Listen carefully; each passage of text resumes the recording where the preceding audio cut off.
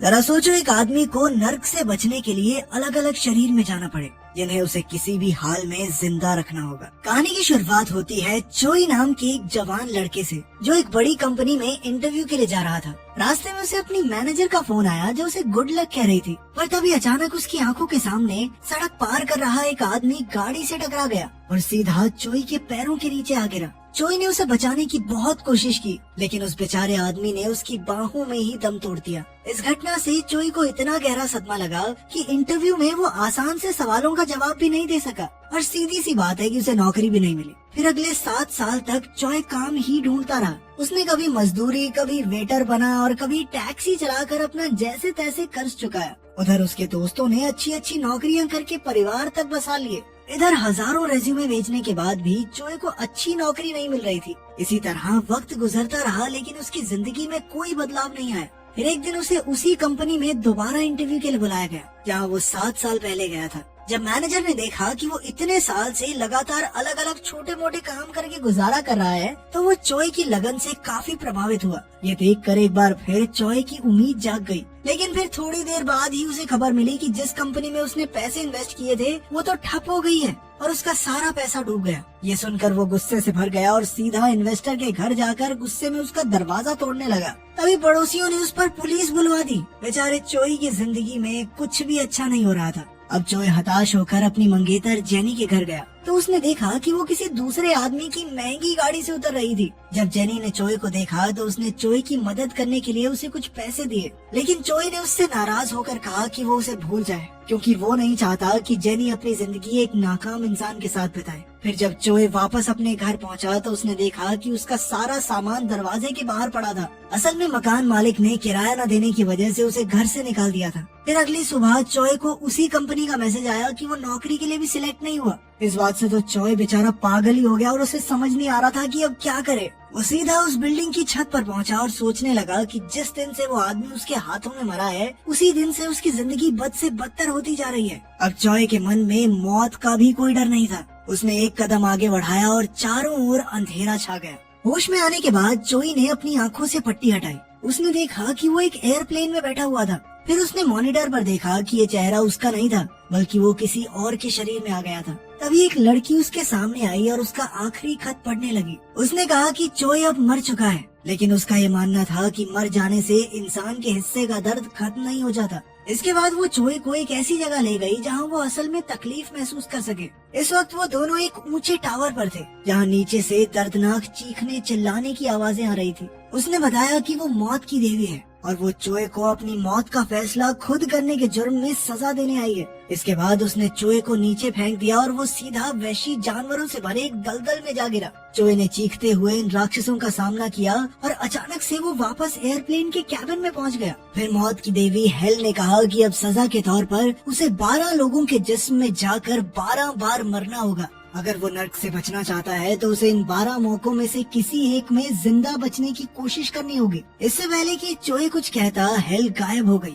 तभी अचानक प्लेन का इंजन बुरी तरह हिलने लगा तो चोई ने डर के मारे लाइफ जैकेट पहन ली, जबकि फ्लाइट अटेंडेंट ने उसे समझाया कि ये सिर्फ टर्बुलेंस है। खैर जल्द ही सब कुछ ठीक हो गया। चोई प्लेन में घूमा तो उसे इतनी महंगी चीजें देखकर काफी हैरानी हुई। तभी अचानक एक चमकती हुई चीज उसके सामने आई जो शख्स की यादों और काबिलियत से भरी हुई थी, जिसके जिस्म में वो अब जी रहा है। तब चोई को पता चला कि जिस कंपनी में वो इतने सालों से नौकरी करना चाहता था, अब वो उसी कंपनी के मालिक के दूसरे बेटे के शरीर में है। उसने सोचा अब तो वो अपनी जिंदगी इस दौलत के साथ आराम से गुजार सकता है, इसीलिए उसने ऐसे ही जीने का फैसला किया। लेकिन तभी अचानक प्लेन का इंजन फट गया। चोई ने अपनी सीट पर जाकर सीट बेल्ट लगाई, मगर अचानक प्लेन में जबरदस्त धमाका हुआ और चोई आग में झुलसकर मारा गया। इसके बाद जब उसकी आंख खुली तो वो चोई के रूप में एक चमकदार दरवाजे के सामने बैठा था, जो सीधा नर्क की तरफ जाता था। वहीं मौत की देवी हेल एक टेबल पर बैठकर एक बंदूक में गोलियां लोड कर रही थी, जिसकी मदद से वो उसे बार बार मार कर दूसरे जिस्म में भेजती।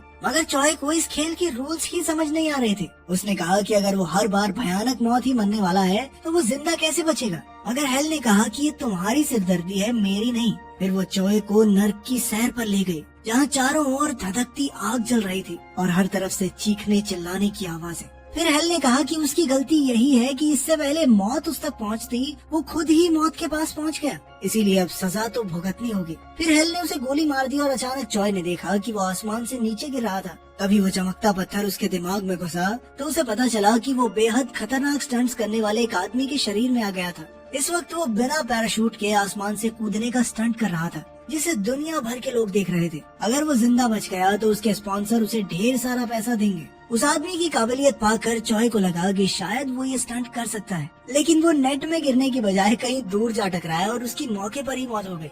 उसकी आँख खुली तो वो फिर नर्क के दरवाजे पर था। वो बहुत गुस्से में था क्योंकि उसके पास अपनी जान बचाने का मौका ही नहीं था। हवा में तो पैदा हुआ हूँ मैं। जॉय ने कहा कि उसकी असल जिंदगी में उसने दुख के अलावा और कुछ नहीं देखा। वो एक गरीब घर में पैदा हुआ, उसे कभी ढंग की नौकरी नहीं मिली और तो और उसने अपनी मंगेतर को भी खो दिया। मगर हेल को इससे कोई फर्क नहीं पड़ा और उसने फिर से जॉय पर बंदूक चला दी। इस बार जॉय एक स्कूल के लड़के के शरीर में था। उसने देखा कि एक लड़का उसी स्टंट परफॉर्मर की वीडियो देखकर उसकी मौत पर हंस रहा था। अभी चमकता पत्थर उसके दिमाग में घुसा तो पता चला कि उसके पिता की मौत हो चुकी है और वो अपनी माँ के साथ रहता है। उसकी माँ दिन रात मेहनत करती है, लेकिन उसे स्कूल जाना बिल्कुल पसंद नहीं क्योंकि कुछ शैतान बच्चे रोज उसे परेशान करते हैं। एक दिन पिटने के बाद वो इतना हताश हो गया कि उसने कुछ गलत कर लिया। अब जॉय उसकी मौत से पहले उसके शरीर में आ गया था। उसने सोचा कि अगर वो इस बार बच गया तो उसे नर्क में नहीं जाना पड़ेगा और वो एक नई जिंदगी की शुरुआत कर सकता है। लेकिन तभी जेम्स नाम के एक लड़के ने उसे फिर परेशान करना शुरू कर दिया। तब जॉय ने गुस्से में कुर्सी उठाकर उसे सबक सिखाना चाहा,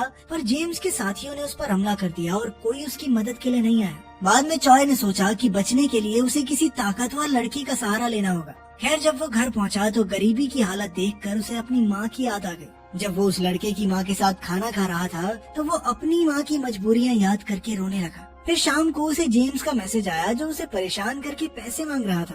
खैर, अगले दिन वो जेम्स के एक साथी से मिला तो उसने बताया कि जेम्स 11वीं क्लास के एक ताकतवर लड़के का दोस्त है और उसके दम पर ही वो सबको परेशान करता है। फिर लंच के दौरान जेम्स ने फिर जॉय को परेशान किया तो जॉय ने सबके सामने उसके सर पर नूडल्स गिरा दी। जेम्स ने गुस्से में अपने साथी को जॉय पर हमला करने को कहा, मगर उसने तो साफ इनकार कर दिया। असल में जॉय ने ही उसे बीच में आने से मना किया था क्योंकि अब वो सब कुछ खुद करने वाला था। उधर जेम्स 11वीं क्लास के लीडर टॉम से मदद मांगने गया तो टॉम अपनी गैंग के साथ जॉय को सबक सिखाने पहुंचा। लेकिन जॉय को देखते ही वो हैरान रह गया कि क्या जेम्स एक छोटे से लड़के से अकेला नहीं निपट सकता। इस पर जेम्स शर्मिंदा हो गया।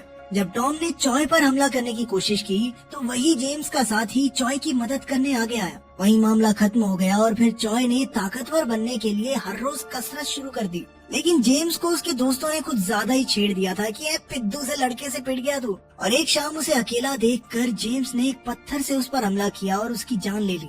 एक बार फिर जॉय की आंख नर्क के दरवाजे पर खुली और अचानक उसके सर में गोली लगी। इस बार वो फिर एक नए शरीर में पहुंचा जहां वो एक कुर्सी से बंधा हुआ था और उसके सर पर कपड़ा था। उसके आसपास मौजूद गुंडे उस पर अत्याचार करते हुए लड़की और पैसों का ठिकाना पूछ रहे थे। जैसे ही वो जॉय को हथौड़े से मारने वाले थे तो अचानक चमकता पत्थर उसके दिमाग में घुसा। जॉय को पता चला कि इस बार वो एक सीरियल किलर के शरीर में था जिसे अपने बॉस की गर्लफ्रेंड से प्यार हो गया था। उस लड़की ने भागने में उसकी मदद मांगी तो जॉय ने बॉस के $10 मिलियन चुरा कर लड़की को दिए और उसे एक सुरक्षित जगह पर छुपा दिया। लेकिन जल्द ही बॉस ने उसे धर दबोचा। खैर, जॉय ने जोर लगाकर खुद को आजाद किया और फिर बत्तियां बुझाकर सभी गुंडों की छुट्टी कर दी। फिर जॉय ने बॉस का चुराया हुआ पैसा ढूंढने का फैसला किया जिससे वो एक नई जिंदगी की शुरुआत कर सके। उसने दरवाजा खोला तो वो एक चलते ट्रक के अंदर था। अब वो एक मोटरसाइकिल लेकर भाग निकला और कई गुंडों का झुंड उसके पीछे पड़ गया। उन्होंने एक पुल पर उसे घेर लिया, मगर जॉय बड़ी चालाकी से उनके चंगुल से भाग निकला।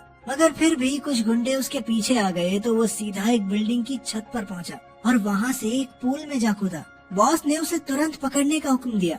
इधर जॉय भागकर समुद्र किनारे पहुंचा तो बॉस की गर्लफ्रेंड ने आकर उसे गले लगा लिया। जब जॉय ने उसे बताया कि सारे पैसे गुब्बारों वाली बोट पर हैं, तो अचानक लड़की ने उसे गोली मार दी। एक बार फिर से जॉय नर्क की चौखट पर गिरा हुआ था और हेल उस पर हंस रही थी। लेकिन जॉय भी इतना बेवकूफ नहीं था। असल में उसने लड़की को पैसों का असली पता बताया ही नहीं था और अब वो अगली जिंदगी में पैसे ढूंढेगा।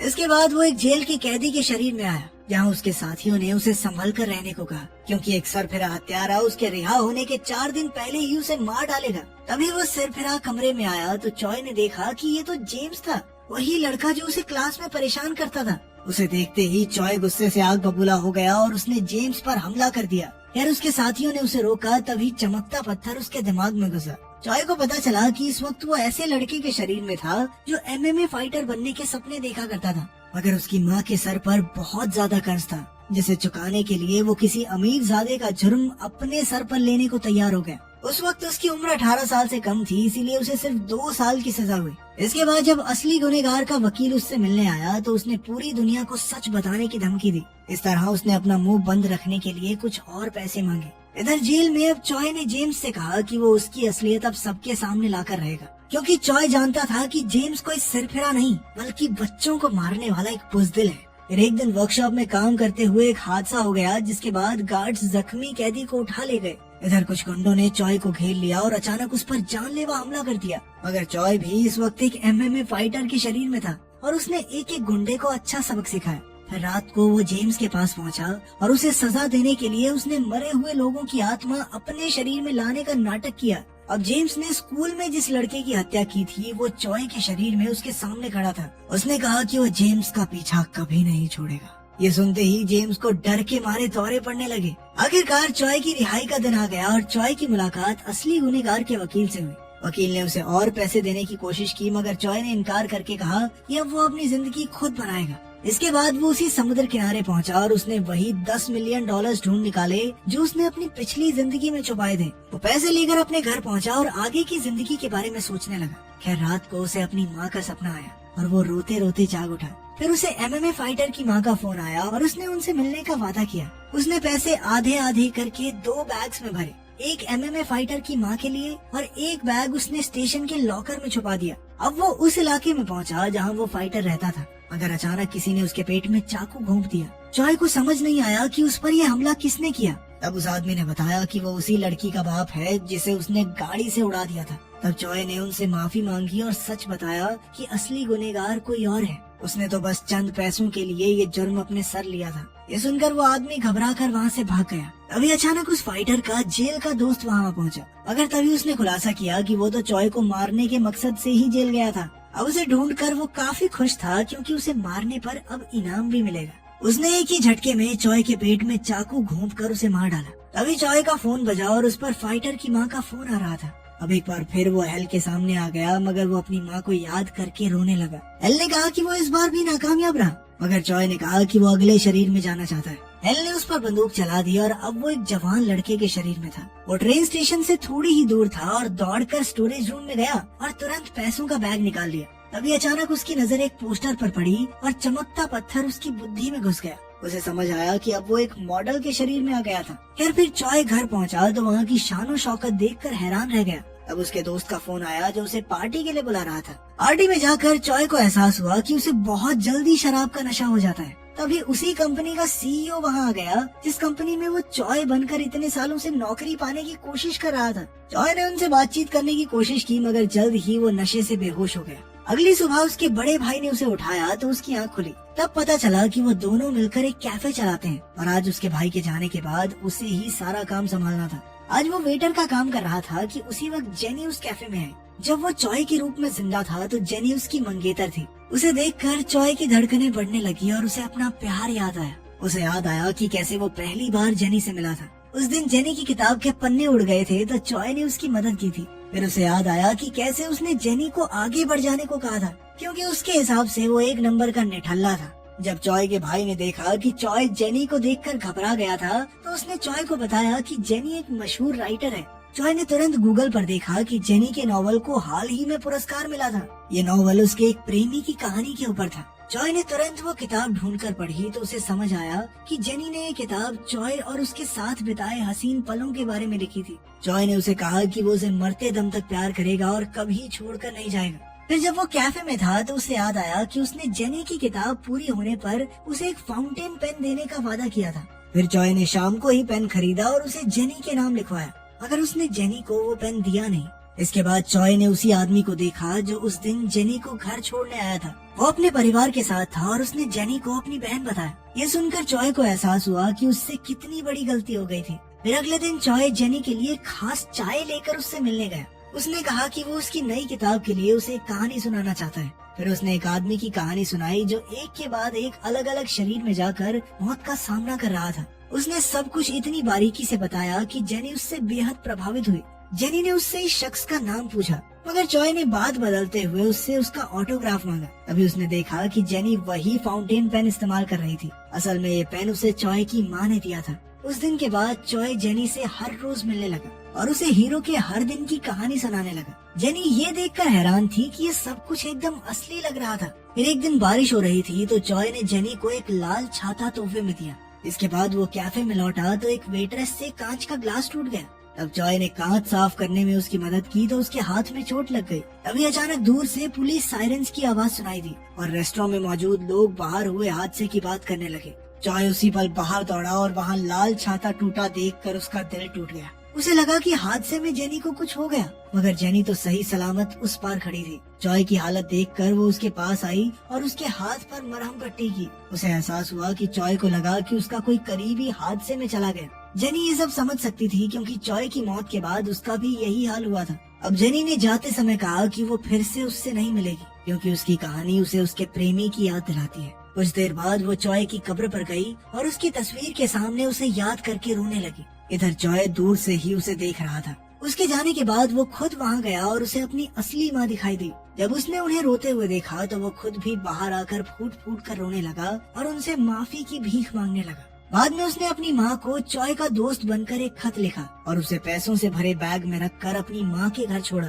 फिर अगले दिन वो जेनी से मिला तो उसे आगे की कहानी सुनाई। उसे सुनकर जेनी बेहद खुश थी और फिर जॉय उसे घर छोड़ने गया। रास्ते में जेनी ने कहा कि वो दुआ करेगी कि हीरो की कहानी का अंत अच्छा हो। तब उसे याद आया कि जब जॉय वेटर हुआ करता था तो जेनी ने उसे अपने दोस्तों से मिलवाया था। उसे फर्क नहीं पड़ता था कि जॉय एक वेटर है क्योंकि उसकी नजरों में जॉय की मेहनत सबसे बढ़कर थी। लेकिन जॉय तो यही सोचता रहा कि जेनी उसकी मौत से उभर जाएगी। खैर अब जॉय को अपनी गलती का एहसास हुआ और उसने जेनी से तहे दिल से जाकर माफी मांगी। उसने कहा कि उसने हमेशा जेनी से ही प्यार किया है। फिर उसने जेनी को सब कुछ सच बता दिया कि वही असली जॉय है और उसके साथ जो कुछ भी हुआ वो एक कहानी नहीं बल्कि सच है। उसने वादा किया कि अब वो जेनी को छोड़कर कहीं नहीं जाने वाला। लेकिन तभी अचानक एक गाड़ी उसके सामने आ खड़ी हुई। उसमें उसी कंपनी का मालिक था जिसमें जॉय ने इंटरव्यू दिया था। और तब जॉय को एहसास हुआ कि जितनी बार भी वो अलग अलग शरीर में आया वो इस आदमी से किसी न किसी रूप में जरूर मिलता है। जब एयरप्लेन हादसा हुआ तो शायद उसमें इस आदमी का हाथ था। इस बार उसने जेनी पर गाड़ी चढ़ा दी और फिर जॉय को भी बेरहमी से मार डाला। कुछ ही समय में पुलिस ने वहाँ हुए हादसे के सारे सबूत मिटा दिए और इधर जॉय की आँख खुली तो वो फिर से नर्क के दरवाजे पर था। वो समझ गया कि हर बार उसके जिंदा ना बचने के पीछे उसी गाड़ी वाले आदमी का हाथ था। उसने गुस्से में आकर उसकी जान लेने की कसम खाई और फिर दौड़कर मौत की देवी हेल पर भी गोली चला दी। इसी के साथ ये कहानी खत्म होती है। जब अगला पार्ट आएगा तो उसकी भी वीडियो बना देंगे। तब तक के लिए बाय बाय। और अगर वीडियो पसंद आई तो सब्सक्राइब किए बिना मत जाना।